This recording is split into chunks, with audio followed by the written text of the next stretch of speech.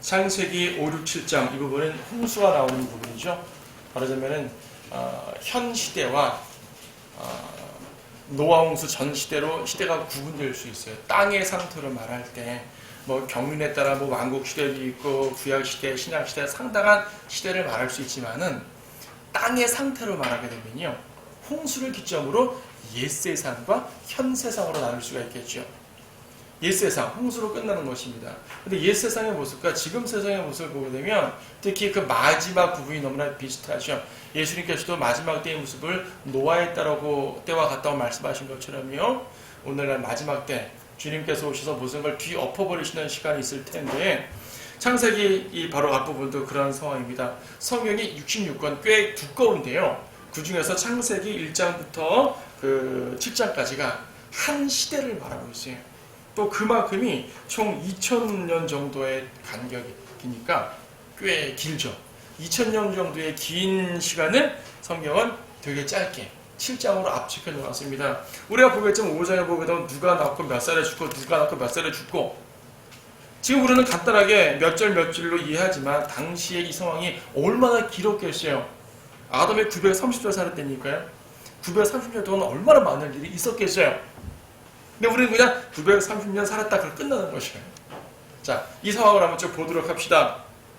먼저 5장을 보게 되면요, 1절에서 이것이 아담의 세대들에 관한 책이라. 하나님께서 사람을 창조하시던 날에 하나님의 모습대로 그를 지으셨으니 주께서 그들을 남자와 여자로 창조하셨으며 그들이 창조되던 날에 그들에게 복을 주시며 그들의 이름을 아담이라 부르셨느니라. 아담이 130년을 살며 자기 모습대로 자기 형상을 따라 아들을 낳아 그의 이름을 셋이라 불렀더라. 자, 여기서 보게 되면은 하나님의 형상이 뭔가 이상해진 것을 보게 됩니다. 분명 5장 1절에서는 하나님의 모습대로 그를 지으셨다고 말씀하고 있는데, 5장 3절 보니까 아담이 130년을 살며 자기 모습대로 자기 형상을 따라 아들을 낳았다고 말합니다. 자기 형상대로 아들을 낳았어요. 하나님의 형상대로 아들을 낳은 것이 아니라 자기 형상대로 낳아버렸습니다. 그 사이에 뭔가 문제가 생긴 것이죠. 하나님의 형상이 깨졌단 말입니다. 분명히 아담과 이브는 하나님의 형상에 따라 창조가 되었는데, 아담은 하나님의 형상을 따라 자녀를 낳지 않고 자기 형상을 따라 낳았어요. 어떤 자기 형상? 하나님의 형상이 깨진 상태에서의 자기 형상. 어떻게 깨졌습니까? 하나님께서 아담에게 먹지 말라는 그 실과를 먹고 나서 그 날에 죽었습니다. 분명히 아담의 육체는 930년 동안 살았지만 아담의 영은 그날에 죽었다는 얘기죠. 인간은 영혼 몸으로 구성되어 있었습니다. 하지만 영이 죽었습니다. 영이 죽고 혼과 몸이 달라붙어 버렸어요. 혼과 몸이 달라붙었다는 말은 겉으로는 차이가 안 납니다. 영이 죽어도 겉으로는 차이가 안 나죠.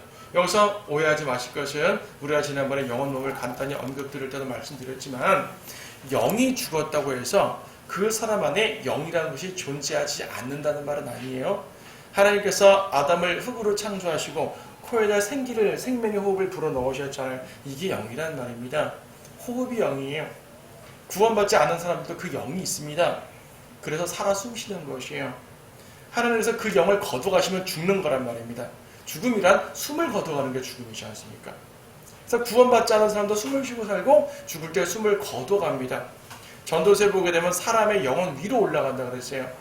구원받지 않은 사람의 영도 있으니까 올라가고 말고 할 거 아니겠습니까? 영이 존재합니다. 영의 최소의 기능을 합니다. 그게 숨쉬는 것이고 육체의 생명을 주는 기능일 뿐이에요. 하지만 죽었다는 것은 무엇을 말합니까? 하나님과 교통하지 못한다는 얘기입니다. 영의 정말 중요한 영적 기능은 하나님과 교제하는 건데, 하나님과 교제할 수 없도록 단절되어 버린 거죠. 영적 죽음을 가져온 것입니다. 그래서 영이 죽었다는 말을 다른 말로 영적 죽음이라고 말해도 무리가 없습니다. 영이 죽었으니까 겉으로 볼 때 똑같지 않아요? 근데 혼과 몸이 붙었습니다. 혼과 몸이 붙었다는 말은 도대체 무슨 말입니까? 혼의 상태하고 육의 상태란 말입니다. 혼과 몸이 붙었다는 거. 그래서 구약 성경에 보게 되면 분명히 육체에 대한 설명인데 혼이라고 표현하는 게 종종 있죠. 거기 제시되어 놨는데 하나 보세요. 창세기 19장 20절에서 보게 되면은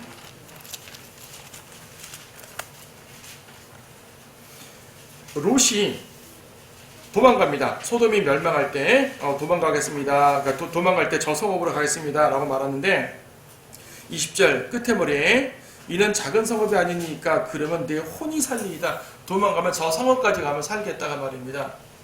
그래서 원래는 산으로 도망가라 그랬는데 산까지 너무 멀고 저 앞에 있는 성읍까지 도망가겠습니다. 도망가면 저 살겠습니다. 근데 내 혼이 살리이다 그러잖아요. 그러면 하나님께서는 그 소돔성을 멸망시킬 때 혼들을 멸망시킨 것이에요. 육체들을 멸망시킨 거지 않습니까? 육체가 산다는 말인데 혼이 산다는 표현을 씁니다. 여기 23장 30절에서도 비슷한 말씀이에요. 분명히 육체에 대한 설명인데 혼이라는 표현을 씁니다. 이건 뭘 말하냐면 구약에서 혼과 몸이 붙어있기 때문에 같이 취급받는 것이에요. 왜 이런 말씀을 하게 되냐면 신약에서는 떨어지거든요. 신약에서 구원받게 되면 일단 죽은 영이 살아납니다. 그래서 여러분의 영은 단지 숨만 쉴 뿐 아니라 하나님과 교제할 수 있는 그 기본적인 기능을 중요한 기능을 하게 되는 것이지요. 영적인 생명을 얻었다는 얘기는 영이 살았다. 이것을 요한복음 3장에서는 거듭났다고 표현하죠. 영적 생명을 얻었기 때문에 거듭난 것입니다. 자, 영이 죽었다 하는 건 이해하겠는데 혼이 구약에는 혼이 몸과 붙어있고 신약에는 혼이 분리된다는 말은 무슨 말인 것인가? 자, 분명히 우리가 구원받는 건요, 혼이 구원받잖아요. 죽을 때 하늘나라 하는 게 뭡니까? 육이에요, 혼이에요? 혼이죠. 육신은 땅에 묻힙니다. 그럼 혼과 몸이 각각 있어야지 혼이 구원받죠. 혼과 몸이 같이 있어버리면 분리가 안 되지 않습니까? 그래서요, 골로새서 2장 11절 말씀 보시게 되면, 자, 이 부분 제가 이걸 좀 자세히 합니다. 골로새서 2장 11절 말씀 보시게 되면, 또한 너희가 그의 안에서 손으로 하지 아니한 할례를 받았으니 곧 그리스도의 할례로 육신의 죄들의 몸을 벗어버신 것이라 그랬습니다. 할례라는 얘기는 몸의 일부를 잘라버리는 겁니다. 그리스도의 할례라 그러니까 예수님이 태어났을 때 난지 8일 만에 할례 받은 걸 말하는 것인가? 그 말을 하는 것이 아니에요. 그리스도의 할례, 즉 영적 할례를 말하는 것인데 육체의 할례가 몸의 일부를 잘라버리는 것처럼 영적 할례는 육신의 죄들의 몸을 벗어버리는 것이에요. 육신을 자르는 것이에요. 육신을 분리시키는 것이에요. 무엇으로부터? 혼이란 말은 나오지 않았지만은 혼으로부터 벗어버리는 것이에요. 혼이 나거든요. 혼이 자아, 인격체, 지정의가 있는 인격체 자체. 여러분 육체가 내가 아니라 내 혼이 저입니다. 그렇죠? 그러니까 혼이 주체인데 혼으로부터 몸을 잘라내는 것이에요. 육신의 죄들의 몸에는 죄가 있거든요. 육신엔 죄가 있거든요. 몸을 자르는 것이요. 분리하는 것입니다. 이걸 영적 수술이라고 하고 영적 할례라고 그래요.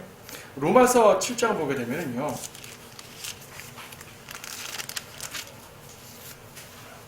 로마서 7장 1절 2절 보면 이런 말씀이 있습니다.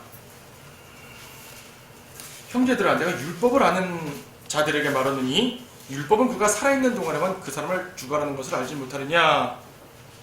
그가 살아있는 동안에만 율법이 주관하는데 이 그가 누굴까요? 그냥 우리 각 사람을 말합니다.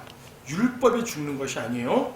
2절 남편이 있는 여인은 그 남편이 살아있는 한 그에게 법으로 매였으나 남편이 죽으면 그녀는 그 남편의 법에서 벗어나느니라. 하나의 비유죠. 남편과 아내의 비유를 하는데 남편이 살아있는 동안 아내가 다른 사람에게 가면 간음한 것이지만 남편이 죽은 다음에는 자유로워지기 때문에 다른 사람에게 가도 간음이 아니라고 말했습니다. 3절이 그거잖아요. 그럼 여기서는 영적인 견지로 말해서 남편이 죽으면 그 남편의 법에서 벗어난다. 그럼 영적으로 남편이 죽고 새 남편인 그리스도와 혼인됐다는 말을 합니다. 4절 나의 형제들아 이런 연유로 너희도 그리스도의 몸으로 인하여 율법에는 죽었나니 이는 너희로 다른 사람 즉 죽은 자들로부터 일으켜지신 그와 예수님과 혼인하게 하려는 것이요 그리하여 우리가 하나님께 열림을 맺게 하려는 것이니라. 우리는 새 남편인 그리스도와 혼인했습니다. 옛 남편은 누굴까요? 죽었잖아요. 옛 남편이 죽었기 때문에 새 남편 즉 예수님과 결혼했다고 그래요. 여기서 말한 옛 남편은 무엇을 말할까요? 많은 사람들은 율법이라고 말합니다.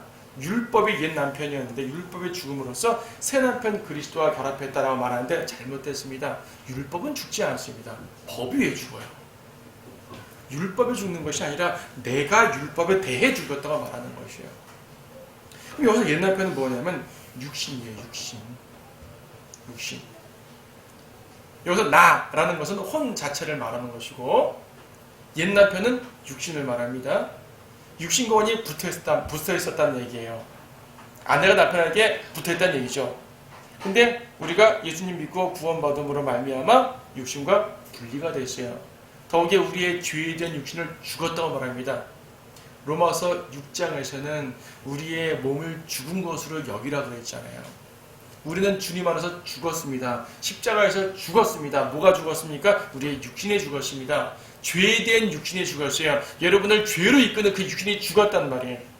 내가 때때로 죄를 짓는 것은 죽은 육신에게 다시 돌아가기 때문에 그러는 것이에요.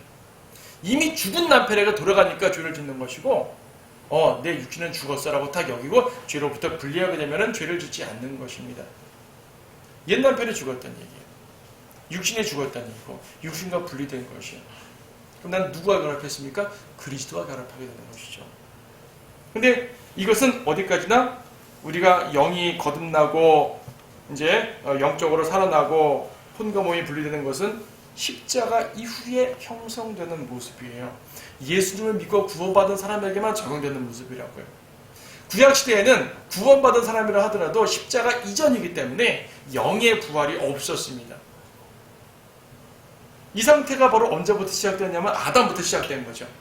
아담의 범죄로 영이 죽고 하나님의 형상이 깨진 상태에서 된 것이에요. 자, 하나님의 형상이 깨졌습니다. 언제 회복되죠? 그리스도로 인해서 회복됩니다. 우리는 예수님을 믿기 때문에 회복됐습니다. 육체적으로는 재림 때 회복되지만 영적으로는 회복됐어요. 여러분 영혼 몸의 기능을 제대로 하지 않았잖아요. 구약은 그렇게 못했습니다. 그래서 구약은 종종 우리가 좀 전에 봤던 것처럼 육체의 죽음을 혼의 죽음이라고 묘사하는 것이에요. 정말 혼이 죽은 건 아니에요. 혼은 여전히 살아서 구약도 지옥 가고 당합니다. 그러나 그렇게 묘사를 합니다. 그래서 구약에는요, 아담의 타락으로 말미암아 하나님의 형상이 깨졌다. 깨진 상태에서 자녀를 낳았다라는 게 중요합니다. 자, 왜 이렇게 말씀을 자세히 드리냐면은 사람들이 보통 4장 16절부터 이어지는 카인의 계보. 여러분, 카인의 계보에 뭐가 나왔습니까? 카인이 에녹을 낳고 에녹이 도시를 만들고요. 그 다음에 뭐 유발이 있고 야발이 있고 투발가인 있고 일부 다처제가 나오고 뭐 음악의 조성 나오고 철 만드는 조성 나오고 세상 문화가 악해지는 게 막 나온다는 얘기죠. 카인의 후손에게서 나쁜 것들이 다 나왔습니다. 카인의 후손에게서 세상의 악한 문화가 카인에게서 나왔어요. 그럼 이제 5장에서의 모습을 하나님께서, 그러니까 이제 아담과 이브가 아벨이 죽으니까 아벨 대신 하나님이 셋을 주셨다 그랬죠. 아벨 대신 셋이라는 아들을 주셨습니다. 그러면 셋은 아벨을 대신해서 카인과 아벨 구도가 카인과 셋의 구도가 되겠죠. 그럼 카인의 계보는 나쁜 계보예요. 나쁜 사람들. 그러면 셋의 계보는 좋은 계보가 되겠죠. 그렇게 대조를 한다고 생각을 하는 거예요. 그렇게 보면 5장의 계보는 참 좋은 사람들이 모여있는 계보가 되는 거죠. 정말 그럴까요? 정말 그럴까요? 물론 5장에는 좋은 사람들도 있었습니다. 있었어요. 자, 보게 되면요, 5장 4절에 보니까 셋이 등장하죠. 셋. 그 다음에 어디야? 6절에 보니까 에노스가 등장하고요. 9절에 보니까 에노스가 카이난을 낳았습니다. 카이난이라는 사람 나왔습니다. 12절에 마할랄렐이라는 사람이 나왔고요. 15절에 야렛이라는 사람을 낳았습니다. 18절에는 에녹이라는 사람이 나왔고요. 21절에 무드셀라가 태어납니다. 26절에 라멕이 또 태어나고요. 그 다음에 29절에 노아가 태어납니다. 여러분 그 교재 뒷페이지를 보게 되면 계보를 이제 그려놨어요.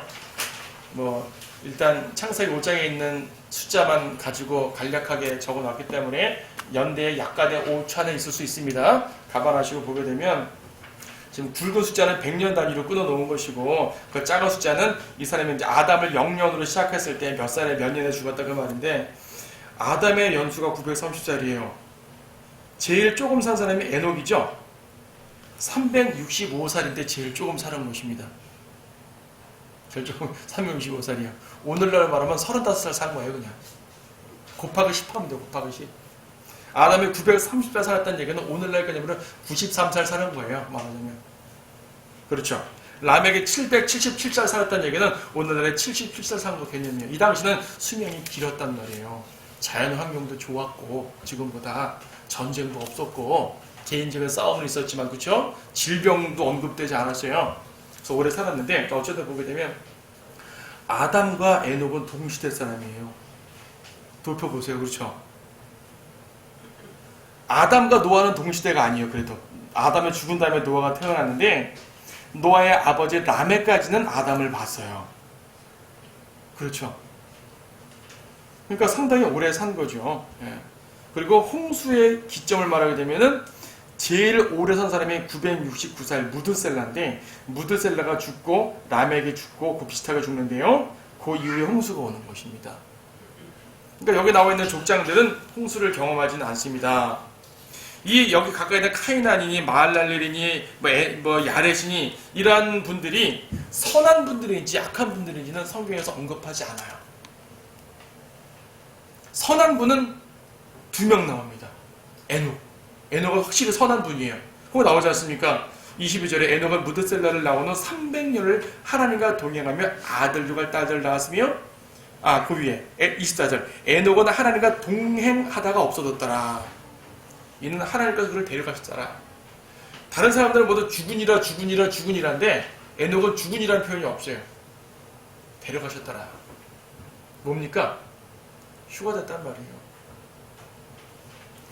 다른 사람은 죽었습니다. 죽고 그 혼이 구원받은 수는 있겠지만 에녹은 죽지 않고 데려가셨다 말하니까 육체인 상태로 올라갔다는 얘기예요.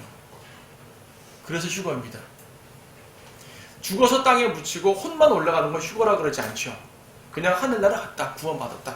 그리고 구약은 하늘로 간 게 아니에요. 낙원으로 갔죠. 그건 나중에 따로 보겠지만 구약은 또 하늘로 가는 것도 아니었었습니다. 근데 에녹은 하늘로 갔어요. 대단히 특별한 특권입니다. 그 다음에 또 누가 선한 사람이냐면 노아는 이제 6장부터 보겠지만요. 노아는 선한 사람이에요. 하나님의 은혜를 입은 만큼 정말 의로운 사람입니다. 그러니까 이 5장에서요. 에녹과 노아를 제외하고는 실질적으로 선하다는 말이 없습니다. 그렇다고 악하단 말도 없어요. 사실은. 악하단 말도 없어요. 카인에게서는 악하단 모습이 막 직접 악이란 말은 안 나왔어도 악하단 모습이 막 보이는데 5장에서는 악하단 말은 없습니다. 하지만 선하단 말도 없어요. 자, 무슨 말입니까? 4장의 계보와 5장의 계보는 대조되는 것이 아니라 대등한 계보입니다. 선과 악을 대조하지 않습니다. 카인의 계보가 악한 자의 계보라면 이 셋의 계보는요. 사실 셋의 계보가 아니라 아담의 계보인데 구원받지 않은 세상 자연인들의 계보예요. 자연인들의 계보. 선한 사람의 계보가 아니라 자연인들의 계보일 뿐이에요. 그냥. 세상 사람들의 모습을 자연스럽게 보여줍니다. 오늘날 세상도 보세요. 세상 안에 선한 자와 악한 자들이 섞여 있죠. 그리고 그냥 세상 사람들이 뭐예요? 세상 사람들. 그리고 그 마지막은 멸망입니다. 그 모습을 그대로 보여주고 있습니다. 셋의 계보라 그래가지고 카인과 대조되는 개념 이런 보지 마시고요. 그냥 아담의 계보예요. 하나님의 형상을 잃어버린 아담의 계보. 그래서 뭐라고 되어 있습니까? 5절에 그가 죽으니라, 8절에 그가 죽으니라, 11절에 그가 죽으니라, 14절에 그가 죽으니라. 다 죽으니라로 끝나죠. 생명이 아니고 죽으니라예요. 왜 죽죠? 아담의 계보니까. 5장 1절 이것이 아담의 세대들에 관한 책이라. 셋의 세대들에 관한 책이라 말하지 않고 아담의 세대들의 책이라고 합니다. 셋은 그렇게 중요하게 취급되지 않습니다. 네. 아담이 중요한 거예요. 카인도 아담의 후손이잖아요. 그렇기 때문에 구원받지 않은 일반 세상 자연인들 그 모습을 쭉 언급합니다. 그 가운데 에녹을 강조한 것은 오늘날처럼 세상이 악하지만 그 가운데 하나님의 백성이었다는 것을 상징적으로 보여주는 것이고 예표적으로 말하면 신약성도의 예표입니다. 에녹은 홍수가 오기 전에 휴거됐잖아요. 우리도 대월란이 오기 전에 휴거될 겁니다. 대월란이 오기 전에 휴거됩니다. 육체인 상태로 올라갑니다. 육체인 상태로. 그리고 죽지 않습니다. 더 이상 죽지 않습니다. 이미 죽게 되면 부활해서 올라가고 죽지 않고 휴거돼서도 죽지 않게 되는 것이죠. 가장 오래 산 인물이 이제 무드셀라였고요. 무드셀라는 오래 살았다고 말했지 선하다 악하다 그런 개념은 없습니다. 세상인들의 그런 모습일 뿐입니다. 그냥. 노아는 위로의 아들이란 말인데 29절에서 그의 이름을 노아라 부르고 말하기를 이 아이는 주께서 저주하셨던 땅으로 인한 우리의 일과 우리의 수고의 손의 노고에 관하여 우리를 위로할 것이라. 세상의 저주받은 모습을 그대로 보여주고 있고요. 노아가 위로한다고 합니다. 노아가 위로하는 게 아니죠. 하나님이 노아를 통해 위로하시는 거죠. 홍수를 일으키신 다음에 모든 걸 다 쓸어버리고 이 죄악된 세상을 쓸어버리고 새롭게 시작하는 것입니다. 하나님의 역사가 우리 뒤에 8장 보겠지만 완전히 새롭게 시작됩니다. 홍수 같은 급변한 모습이 아니었으면 그렇게 시작될 수가 없어요. 우리는 당시의 죄악이 얼마나 심했는지 상상할 수가 없습니다. 도대체 얼마나 심했길래 하나님이 홍수까지 일으켜서 전 세계적으로 멸망시킬까? 조금 약하면은 그다음 선지자들을 통해서 교화시켰겠죠. 우리는 구약에서 이스라엘과 유다가 엄청난 죄를 범해도 주님이 참다가 멸망을 시키고 회복시키는 장면을 보죠. 근데 창세기 5, 6, 7장 다음에는 홍수로 다 쓸어버렸거든요. 주님이 보시기에 정말 용서할 수 없을 만큼 끔찍했단 말입니다. 끔찍했단 말이에요. 그러면 카인의 후손들만 선하고 셋의 후손들은 카인의 후손들은 악하고 셋의 후손들은 다 선했을까요? 셋의 후손들의 선하면 인류의 반이 선하단 말인데 인류의 반이 선한데 왜 홍수를 멸망시킵니까? 홍수로 살아남은 사람 몇 명이에요? 노아 가족 8명만 살아남았죠? 그럼 8명 빼고는요 셋의 후손들도 모두 악했단 말이죠. 그들이 악하지 않고 왜 멸망을 해줬어요? 아담의 계보도 악한 계보입니다. 선한 계보 아니에요. 죄의 계보고요. 멸망할 수밖에 없는 계보입니다. 자, 그렇게 얼마큼 악했는지는 6장에서 나오게 되죠. 6장에서. 자, 하나님의 아들들에 대해 설명하기 전에 9절 말씀을 먼저 보십시오. 6장 9절. 이것이 노아의 내력이라. 노아는 의인이요 그 당대의 완전한 사람이었으며 하나님과 동행하였더라. 에녹도 하나님과 동행했다고 그러고요. 노아도 하나님과 동행했다고 합니다. 에녹은 휴거되었고요. 노아는 휴거된 것이 아니라 홍수를 통과했죠. 살아남긴 했지만 구원받긴 했지만 홍수를 통해 살아남았습니다. 자, 두 예표를 보게 되면요. 에녹은 신약 그리스도인들의 예표예요. 홍수 전에 이 심판을 보지 않고 올라가는 것. 노아는 뭐냐면 대환란을 통과한 유대인 구원받은 유대인 성도를 예표하는 것이에요. 노아는 그 환란을 통과했거든요. 그리스도인들은 환란 통과하지 않고 미리 올라갑니다. 우리는 에녹, 유대인은 이 노아와 연관되겠죠. 자, 얼마나 악했습니까? 노아는 하나님과 동행할 만큼은 선했지만 11절 보니까요. 땅도 하나님 앞에 부패했으니 땅이 폭력으로 가득 찼더라. 하나님 보시기에 가장 악했던 당시의 죄는 폭력이었습니다. 폭력. 부패하고 폭력했다. 어떻게 부패했는지는 모르겠지만 부패하고 폭력했대요. 성적 타락이 심했을 것입니다. 여기 성에 대한 언급은 직접 나오지 않지만 성적 타락을 항상 부패하다고 표현하니까 성적 타락을 했을 것이에요. 그 다음에 모든 부정과 비리와 부패들이 심했을 것입니다. 여러분 오늘날 정치, 사회 보게 되면 너무 부패와 비리가 많다 그러죠? 이때가 더 심했을 것이에요. 생각해보세요. 사람의 수명이 800년입니다. 800년이면요. 오늘날은 더 죄를 짓고 싶어도 수명 때문에 더 이상 죄를 못 질 텐데 800년 동안 죄를 발전시키는 거예요. 생각해보세요. 어떤 사람들은 800년 동안 과학을 발전시킨 것만 생각해요. 예, 그것도 그럴 수 있죠. 800년 동안 과학기술이 발달됩니다. 오늘날은 사람이 죽으니까 더 발달 안 되는데 옛날에는 계속 발달시키는 것이에요. 그리고 그가 살아남아있는 동안 다른 사람이 이어 바톤 타치해서 더 좋은 과학기술을 돼요. 이런 것도 있지만 죄도 그럴 거 아니겠어요. 800살 동안 죄 짓고 산다고 생각해보세요. 얼마나 끔찍합니까? 자, 그런 모습. 땅이 부패하고 폭력으로 가득 찼습니다. 그래서 노아 홍수의 가장 직접적인 원인은 땅의 부패입니다. 근데 여기 또 하나의 원인이 있다는 얘기죠. 그것이 바로 창세기 6장 1절입니다. 사람들이 지면에서 번성하기 시작하고 딸들이 그들에게서 태어났을 때 하나님의 아들들이 사람들의 딸들이 아름다운 것을 보고 그들이 택한 모든 자를 아내들로 삼으니라. 주께서 말씀하시기를 내 영이 항상 사람과 다투지는 않으리니 이는 그도 육체임이라. 그래도 그의 날들이 120년이 되리라 하시니라. 그 당시에 땅에는 거인들이 있었고 그 후에도 있었으니 즉 하나님의 아들들이 사람의 딸들에게 들어와서 그녀들이 그들에게 자식들을 낳았을 때며 그들은 옛날의 용사들로 유명한 사람들이 되었더라. 자, 하나님의 아들들이라는 존재가 있고요. 사람의 딸들이라는 존재가 있습니다. 여기에 대한 가장 전통적인 해석은 하나님의 아들들은 경건한 셋의 후손이고 사람의 딸들은 불경건한 카인의 후손이다 라고 말하죠.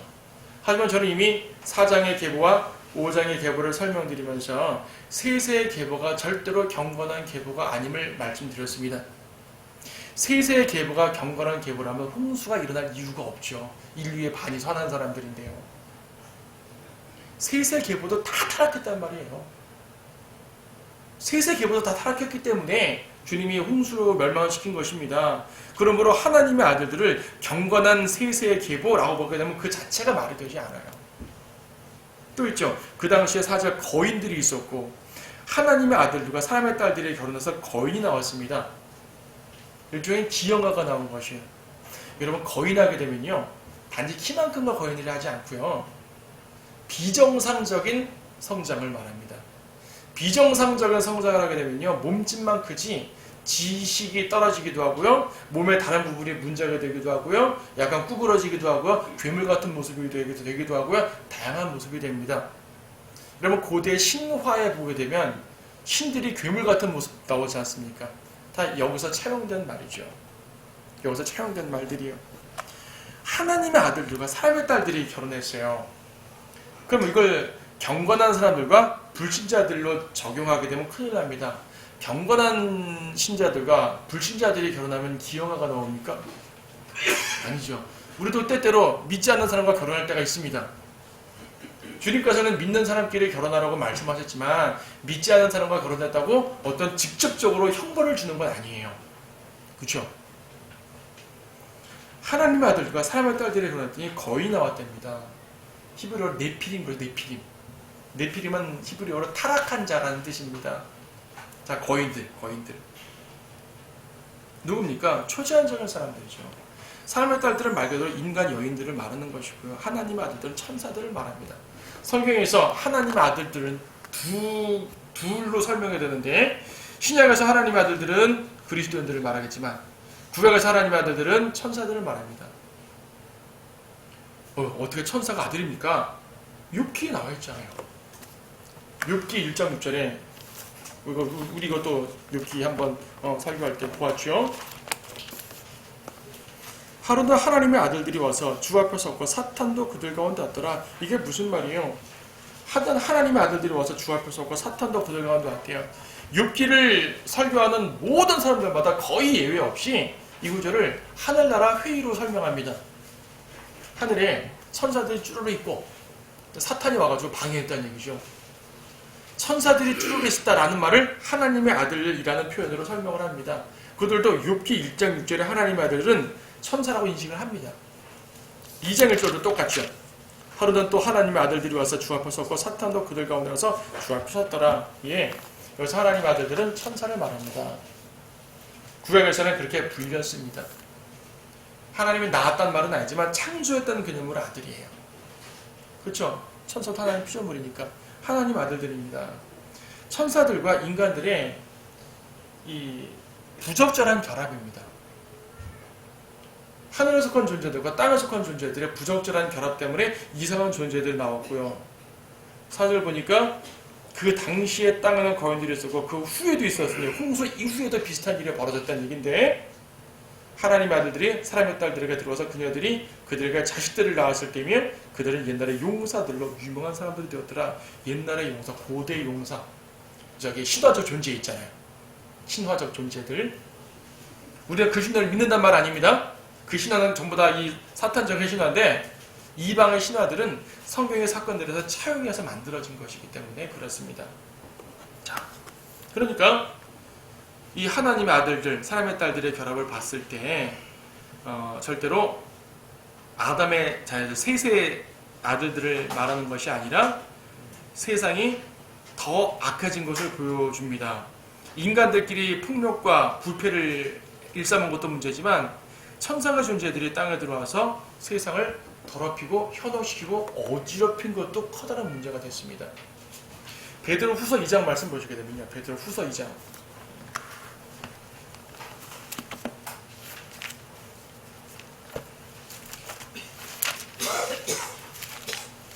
베드로후서 2장과 유다서는 바로 이 천사들에 대한 언급을 하고 있어요. 베드로후서 2장 4절 보게 되면 하나님께서는 죄를 지은 천사들조차 아끼지 않으시고 지옥에 던져서 흑암의 사슬에 내어주어 심판 때까지 가두어 두셨다고 말씀합니다. 죄를 지은 천사들을 지옥에 던졌다고, 이 지옥을 보통 타타로스라고 하는데 어쨌든 지옥은 지옥이에요. 천사들을 지옥에 있답니다. 흑암의 사슬로 가뒀답니다. 이 천사들. 그래서 사람들은 죄를 지은 천사들, 루시퍼와 함께 타락한 천사들이 지금 지옥에 있구나라고 생각합니다. 근데 그럼 보세요. 세상에 마귀들이 없어야죠. 사탄의 천사들이 지옥에 있으면은 세상에는 마귀들이 없어야죠. 세상에 마귀들이 있습니다. 근데 이 타락한 천사 뭐냐? 루시퍼와 함께 타락한 천사가 아니라 또 다른 타락한 천사인 거예요. 이어지는 5절 보니까 또 옛 세상을 아끼지 아니하셨으나 여덟 번째 사람인 의의 전파자 노아는 구원하시고 경건치 않은 자들의 세상에 홍수를 내리셨느니라. 4절과 5절에 연결된 문맥을 보게 되면 4절에서는요 죄를 지은 천사를 말하고 5절에서 노아 홍수 말했지 않습니까? 노아 홍수 때 이런 존재들이 내려와가지고 땅을 어지럽혔단 말이에요.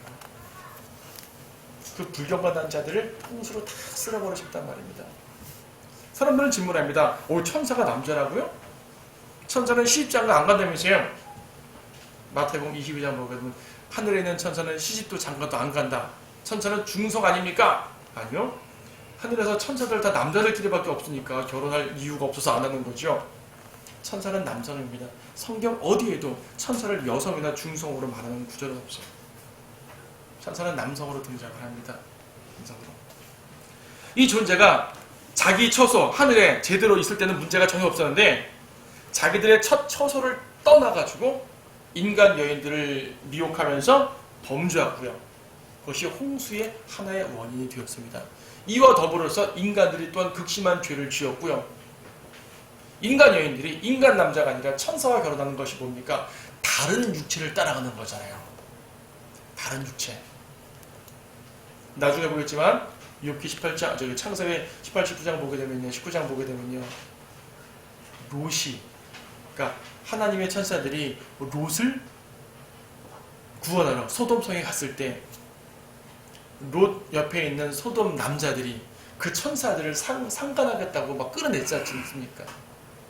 네, 천사를 남자로 본 것이고, 소돔의 남자들이 동성연애를 하려고 했던 것이죠. 이러한 모습이 지금 창세기 6장에서 반복되는 것이에요. 시작되는 것이에요. 그래서 당시의 상황을 보게 되면 폭력, 부패, 성적 타락, 동성연애, 다른 육체를 따라가는 것, 또 천상의 존재들에 대한 동경, 오늘날도 보세요. 우주인 이런 것들에 대한 동경이 있고 영화가 만들어지고 막 하잖아요. 외계인이 있단 말 아닙니다. 거기에 대한 생각들을 자꾸 하잖아요. 생각의 폭이 지구가 아니라 다른 존재를 생각합니다. 다른 육체를 따라가려는 모습이 보여지는 것이에요. 당시에 그랬고 지금 그랬고 너무나 똑같아요. 지금. 이렇게 해서 하나님께서는 홍수를 멸하시겠다고 말씀하셨어요. 6장 5절 보니까 하나님께서 사람의 사악함이 세상의 창대해짐과 그 마음의 생각의 모든 상상이 계속해서 악할 뿐을 보시고, 자, 행동만 사악한 게 아니라요, 그들의 사상이 사악하답니다. 마음의 생각의 모든 상상이 점점 계속 악하게 됩니다. 행동만 죄를 짓는 것이 아니라요, 사람들이 생각을 하면 할수록 죄를 져요. 800살 살면서 죄된 생각만 계속한다고 생각해 보세요. 얼마나 악하겠습니까? 오늘날 그런 모습들을 보이고 있습니다. 하나님은 홍수를 내리겠다고 말씀을 하셨습니다. 거기 6장 3절 보니까요, 이는 내 영이 항상 사람과 다투지는 않으리니 이는 구도 육체임이라. 그래도 그의 날들이 120년이 되리라. 노아에게 홍수를 말씀하시고 120년의 유예 기간을 주신 것입니다. 어떤 사람들은 이걸 잘못 해석해가지고 120년이라 말하니까 인간의 수명이 120년이다라고 말하는데 아니요, 당신의 인간 수명은 700년, 800년이었어요. 인간의 수명은 120년 말하는 것이 절대로 아닙니다. 홍수까지 유예 기간입니다. 이 기간 동안 노아는 방주를 짓게 됩니다. 120년 동안 지었는지 그 중에 뒷부분을 지었는지 모르지만 이 기간 동안 노아는 방주를 짓게 돼요. 자, 어떻게 방주를 짓습니까? 14절 보니까 고펠나무로 방주를 만들되 방주 안에 방들을 만들고 역청으로 안팎을 칠할지니라. 이것이 내가 만들 방주의 규격이니 방주의 길이가 300큐빗이요 너비가 50큐빗이며 높이가 30큐빗이고. 자, 1큐빗을 50cm로 정하게 되면 여기 써놨죠? 3층 규모인데요. 150m 길이고요. 25m 너비고요. 15m 높이입니다. 15m 높이. 3층인데 15m입니다. 그럼 한 층당 5m. 꽤 높죠? 그럼 요즘에 어디 5m짜리 건물은 꽤 높은 건물 아닙니까? 왜 이런 방들을 졌습니까? 동물들을 태워야 되니까. 기린도 태워야 되고, 그렇죠? 동물도 태워야 되니까 꽤 큰 방들을 많이 만들었겠죠. 지금 이 정도의 규모가 축구장 정도 규모 됩니까? 보통 축구장 정도 규모라고 말하더라고요. 그러니까 넓이를 말할 때 높이까지 하면 더 컸겠죠? 자, 6장 18절 보니까요. 그러나 내가 너와는 내 언약을 세우리니, 이 언약은 8장 가서 자세히 나옵니다. 너는 내 아들들과 내 아내와 내 아들들의 아내들과 함께 방주로 들어올지니라. 너와 내 아들들 세만 야베 3명, 내 아내와 아들들의 아내 8명이죠. 그렇죠? 8명이 딱 들어오는 겁니다. 인간은 오직 8명만 구원받았고요. 동물들은 6장 19절 보니까 모든 생물에 남수 한 쌍씩 들어옵니다.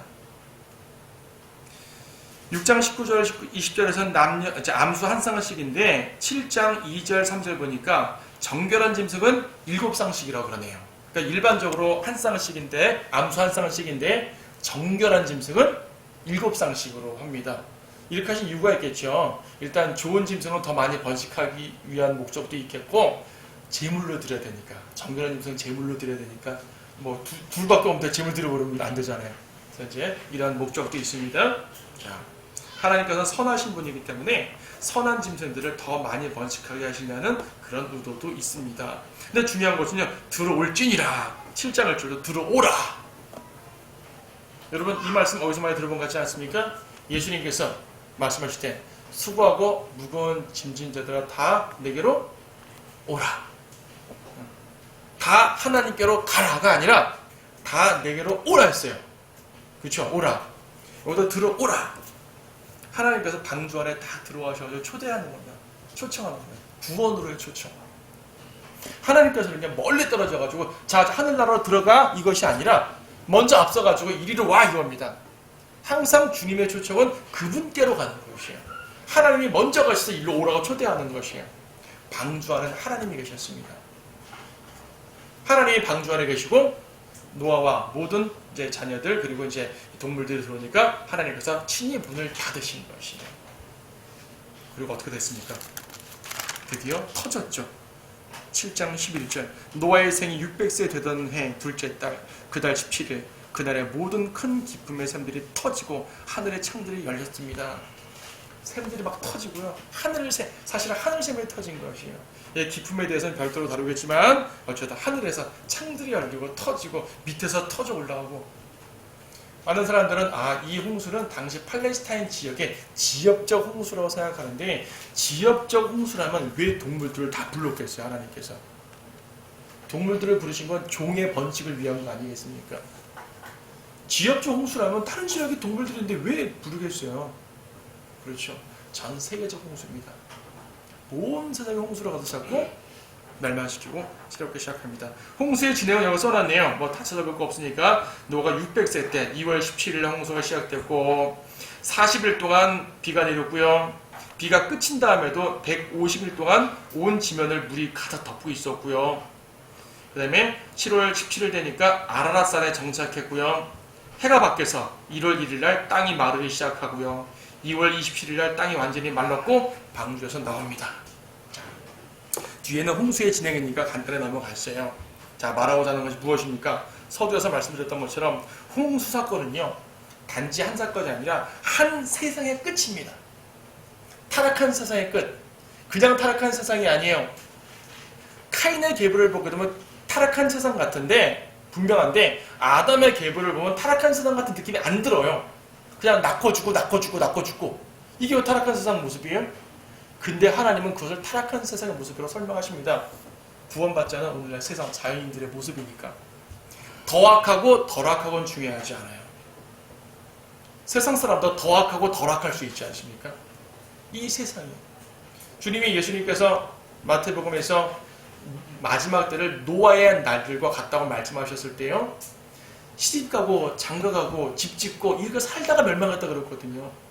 마지막 때의 모습 평범합니다. 구원받지 않은 사람들의 일상들. 그 중에 누군가는 더 악한 죄를 짓고 사람들은 죄악에 사악하게 점점 나아가고 하지만 겉으로 볼 때는 평범하고 그 모습이 창세기 5, 6장의 모습이었고 인간들이 볼 때는 낳고 죽고 낳고 죽고 뭐가 나빠요? 하나님의 관점으로 거듭나지 않은 세상 죄인들의 끔찍한 모습들을 보여줍니다. 오늘날 세상 여러분들이 세상에 많이 익숙해져 가지고 저 정도는 죄가 아닌 것 같아 할지 모르지만 주님 볼 때는 죄란 얘기입니다. 우리가 사소하게 넘어가는 것만 해도 엄청 커다란 죄악들이 있죠. 주님께서는 홍수전 인류의 심판을 홍수로 했던 것처럼 홍수 이후의 인류의 심판, 오늘날 인류의 심판을 주님의 제 이름으로 이루실 것입니다. 곳곳에서 전쟁이 날 것이고요. 곳곳에서 불바다가 날 것이고 곳곳에서 기아와 질병이 있을 것이고 곳곳에서 학살당할 것이고 곳곳에서 죽음이 펼쳐질 것입니다. 그 가운데 주님이 오셔서 새로운 세상을 만들 것입니다. 우리는 그 전에 에녹처럼 휴거될 것이고요. 이 땅의 모든 대환란과 악한 이 심판을 보고 노아가 모든 환란을 지나가지고 땅이 안착했듯이 우리도 역시 새로운 땅에서 주님과 함께 새로운 세상을 만날 것이야. 그 새로운 세상에 대해서 우리는 8장에서 공부해 보도록 하겠습니다. 자, 마치겠습니다.